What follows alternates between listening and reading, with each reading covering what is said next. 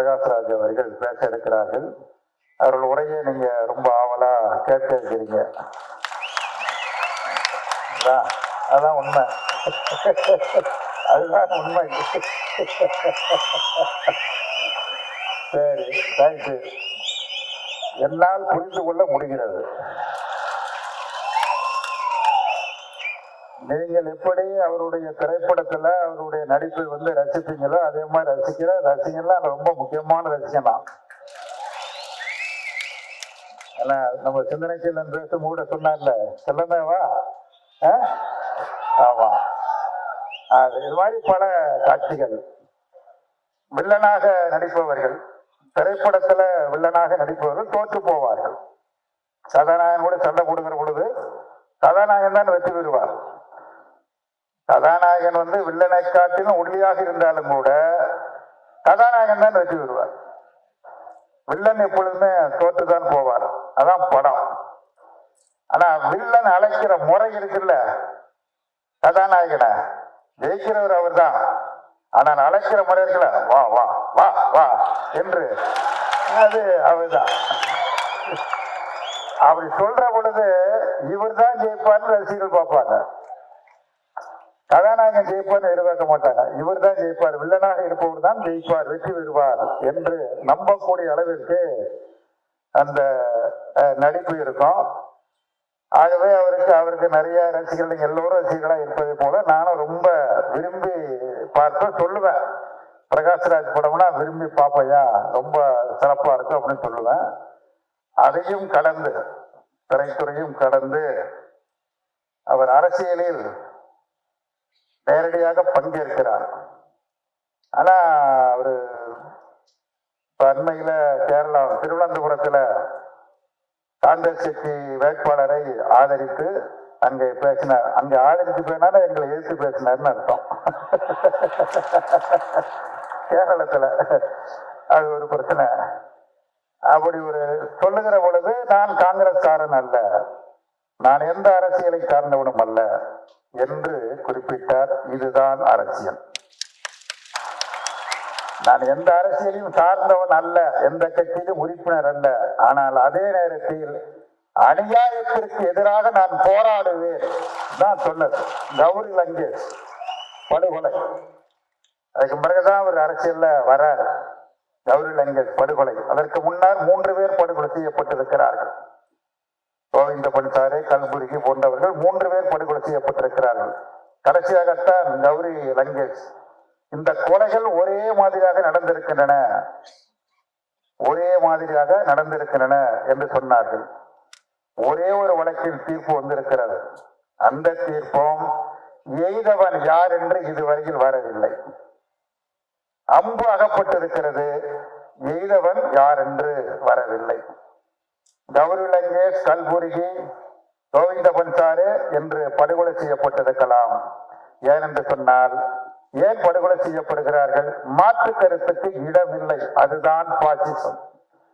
பாசிசத்தை நிராகரிக்கிறோம், பாசிசத்தை நாங்கள் ஏற்க மாட்டோம் என்று இந்த மேடையில் இருக்கிற தலைவர்கள் திருமா உட்பட எல்லோரும் சேர்ந்து திரும்ப திரும்ப கூறுவது, பாசிசத்தில் மாற்று கருத்துக்கு இடமில்லை.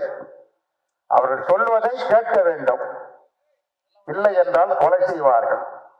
அதைத்தான் ஜெர்மனியிலே ஹிட்லர் செய்தார். அந்த ஹிட்லர் தற்கொலை செய்து கொண்டு செத்து போனான் என்பது வரலாறு, இது எல்லோருக்கும் தெரியும். ஹிட்லர் சாகவில்லை. இந்தியாவில் இருக்கிற மோடி தான் ஹிட்லர். அமித்ஷா இது போன்ற நபர்கள் தமிழ்நாட்டு தேர்தலில் 9 முறை வலம் வந்தார். பூனை உரியை சுற்றுவதை போல சுற்றி சுற்றி வந்தார். அது 19ஆம் தேதி வாக்குப்பதிவு நடைபெற்றது.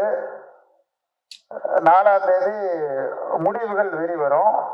தமிழ்நாட்டை பொறுத்த மட்டில் திருமாவளவன், ரவிக்குமார் உள்ளிட்ட 39 பேரும் நின்ற நமது அணியின் சார்பாக நின்ற 39 பேரும் நாடாளுமன்ற உறுப்பினர்கள் தான். அதுக்கு யாருக்கும் மாற்று கருத்து என்பது இருப்பதற்கு வாய்ப்பு இல்லை. எடப்பாடி 10 சீட்ல ஜெயிக்கிறான்னு சொல்லலாம், அது அவருடைய உரிமை. பாஜக 410 சீட்ல ஜெயிப்போம்னு சொல்லலாம், அது அவங்களுடைய பேச்சு உரிமை. அதை போய் நம்ம மறுக்க முடியாது.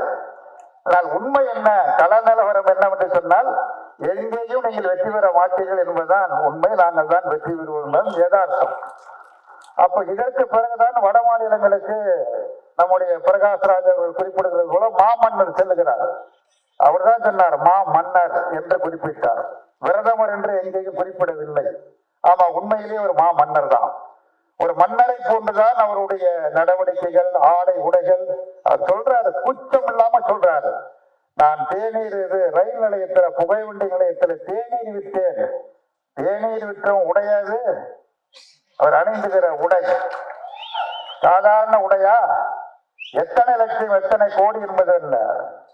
அதாவது நாடகத்துல வர்ற பபூன் வேஷம் போடுறது மாதிரி மாநிலத்திற்கு மாநிலம் வேஷம் அப்படி பண்ணிட்டு இருக்காரு. தமிழ்நாட்டை கடந்து சென்ற பிறகு அவருடைய பேச்சு மாறுகிறது. தமிழ்நாட்டில் அவர் அப்படி பேசல. தமிழ்நாட்டில் ரொம்ப உச்சபட்சமா அவர் பேசினது என்ன? தேர்தலுக்கு பிறகு திராவிட முன்னேற்ற கழகம் இருக்காது, ஆட்சி இருக்காதுன்னு சொல்லல, கட்சி இருக்காதுன்னு. அப்படின்னா அது யார் சொல்லுவா?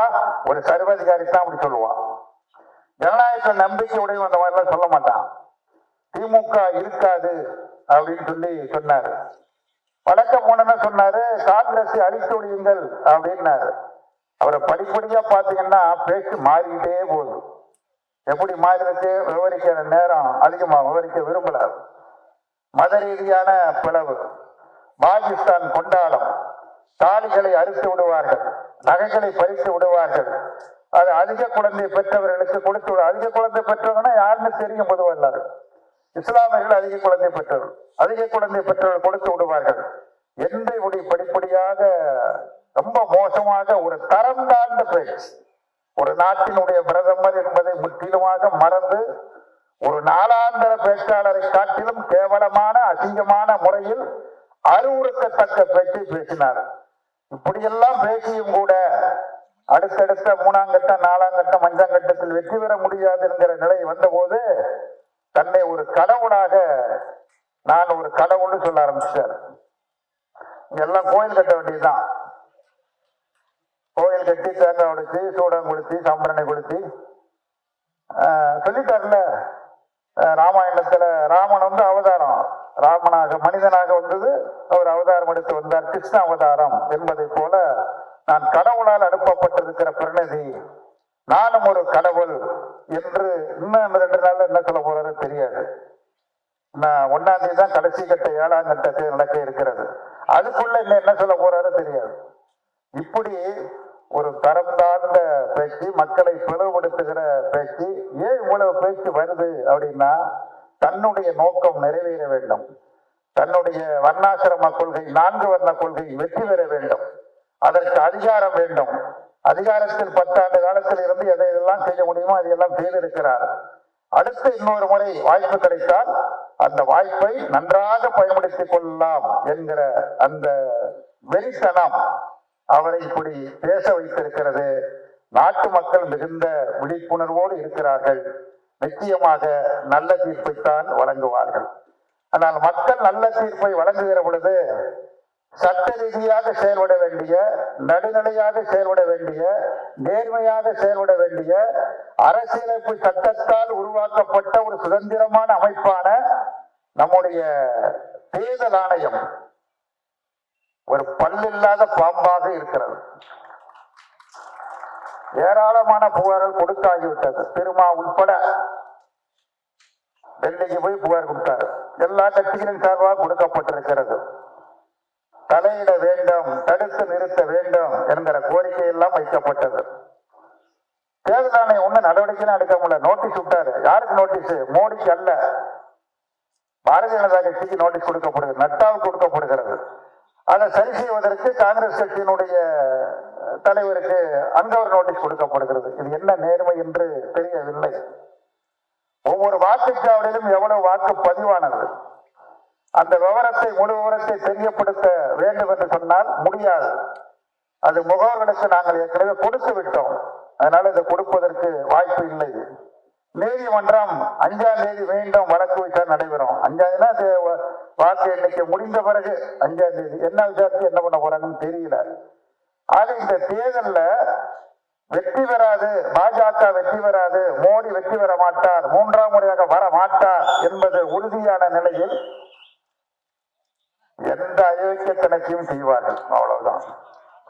வெற்றி பெற்றவரை தோற்றதாக, தோற்றவரை வெற்றி பெற்றதாக தேர்தல் ஆணையத்தை கொண்டு அறிவிக்க செய்வார்களோ என்கிற ஐயப்பாடெல்லாம் நிலவுகிறது.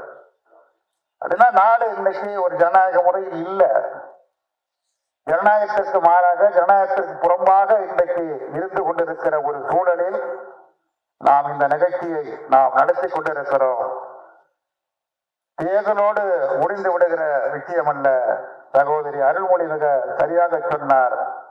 தேர்தலோடு முடிந்து விடுவது அல்ல, தேர்தலுக்கும் பிறகும் தொடரும். நமது அணி தொடரும். அதனாலதான் திருமாவளவனும் தொடர்வோம்னு சொல்லி சொன்னேன். இது வெறும் தேர்தலோட முடிந்து விடுவது அல்ல, தேர்தல் வெற்றி தோல்வி மட்டுமல்ல, தேர்தலுக்கும் பிறகும் நமக்கு வேலைகள் அதிகமாக இருக்கிறது. அந்த பணியை மேற்கொள்ள வேண்டும். அதற்கு நாம் ஆயத்தமாக வேண்டும், நம்மை தயார்படுத்திக் கொள்ள வேண்டும் என்பதை சொல்லி தோழர் திருமா அவர்கள் ஒரு அமைப்பு ரீதியாகவும் அரசியல் ரீதியாகவும், ஒரு அமைப்பு என்று சொன்னால் அது அமைப்பாக திரள வேண்டும், அது அரசியலாக திரள வேண்டும். இந்த ரெண்டு காரியமும் வெற்றிகரமாக நடைபெற வேண்டும் என்று கடுமையான முயற்சிகளை மேற்கொள்ளுகிறார். அவர் மேற்கொள்ளுகிற அந்த முயற்சிகளுக்கு விடுதலை சிறுத்தைகள் அனைவரும் ஒத்துழைக்க வேண்டும் என்று நான் கேட்டுக்கொள்கிறேன். நீங்க திருமா மேல காட்டுகிற அன்பு, பிரியம், பாசம், அவர் கையை போட்டு வறண்டி புண்ணாக்குறது எல்லாம் எனக்கு தெரியும். அன்பு காட்ட தெரியும், புகைப்படம் எடுத்துக் கொள்வது தெரியும். அது மட்டும் போதாது, அமைப்பாக திரள்வதும் அரசியலாக தங்களை தயார்படுத்திக் கொள்வதும் மிக மிக முக்கியம். அவர் மேற்கொள்ளுகிற அந்த முயற்சிக்கு ஒத்துழைக்க வேண்டும் என்று கேட்டு, இங்கே மாற்று விருது வழங்குகிற பொழுது ஒன்றை சொல்லி நான் நிறைவு செய்கிறேன். மாற்றியம் வெற்றி பெறாது என்று சொல்கிறார்கள். மாற்றியம் ஐரோப்பாவுக்கு மட்டும்தான் பொருந்தும் என்று சொல்லுகிறார்கள். மாற்றியம் காலம் கடந்தது என்று சொல்லுகிறார்கள். கம்யூனிஸ்ட் கட்சி இனி ஒப்பேறாது என்று சொல்லுகிறார்கள். கம்யூனிஸ்ட் கட்சின்னு பொதுவா சொல்றவங்களும் இருக்கிறாங்க. இந்திய கம்யூனிஸ்ட் கட்சியும் ஒப்பேறாது என்றும் சொல்லுகிறார்கள். இப்படி பல மாதிரி எல்லாரும் இல்ல, ஒரு சிலர் அனுபவ குறைவின் காரணமாகவோ அல்லது முழுமையாக கற்காத காரணத்தினாலோ ஏதோ ஒரு வகையில் சொல்லுகிறார்கள். மார்க்சினுடைய நூற்றாண்டு விழாவில் கவிஞர் கவிப்பேரரசு வைரமுத்து மார்க்ஸ் குறித்து ஒரு நீண்ட கவிதை ஒன்று எழுதி எல்லா ஏடுகளிலும் எல்லா இதுகளிலும் வந்தது. இந்த ரெண்டு வரியை மட்டும் சொல்றேன். மின்சாரம் இல்லாமல் உலகம் இல்லை, மார்க்ஸ் இல்லாமலும் உலகம் இல்லை. நன்றி, வணக்கம்.